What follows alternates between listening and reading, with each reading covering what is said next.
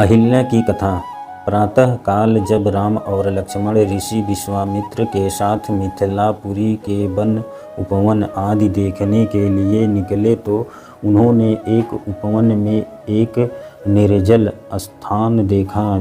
राम बोले, भगवन, यह स्थान देखने में तो आश्रम जैसा दिखाई देता है।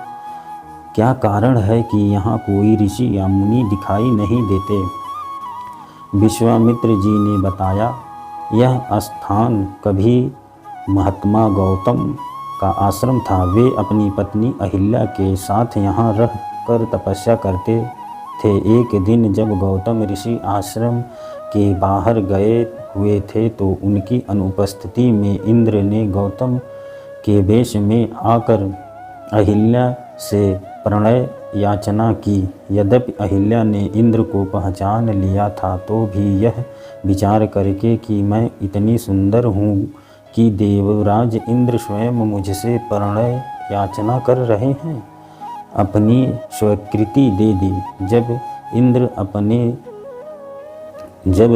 अपने लोक लौट रहे थे तभी अपने आश्रम की ओर वापस आते हुए गौतम ऋषि की दृष्टि इंद्र पर पड़ी तो उन्हीं का वेश धारण किए हुए था। वे सब कुछ समझ गए और उन्होंने इंद्र को श्राप दे दिया। इसके बाद उन्होंने अपनी पत्नी को श्राप दिया कि रे दुराचारिणी, तू हजारों वर्ष तक केवल हवा पीकर कष्ट उठाती हुई यहाँ राख में पड़ी रहे। जब राम इस वन में प्रवेश करेंगे तभी उनकी कृपा से तेरा उद्धार होगा। तभी तू अपना पूरा शरीर धारण करके मेरे पास आ सकेगी। यह कहकर गौतम ऋषि इस आश्रम को छोड़कर हिमालय पर जाकर तपस्या करने लगे। इसलिए हे राम, अब तुम आश्रम के अंदर जाकर अहिल्या का उद्धार करो। विश्वामित्र जी की बात सुनकर वे दोनों भाई आश्रम के भीतर प्रविष्ट हुए। वहाँ तपस्या में निरत अहिल्या कहीं दिखाई नहीं दे रही थी। केवल उसका तेज संपूर्ण वातावरण में व्यापक हो रहा था। तब अहिल्या की दृष्टि राम पर पड़ी तो उनके पवित्र दर्शन पाकर एक बार फिर सुंदर नारी के रूप में दिखाई देने लगी।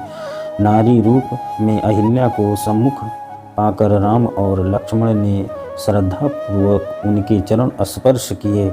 उससे उचित आदर सत्कार ग्रहण करके मुन राज के साथ पुनः मिथिलापुरी को लौट गए।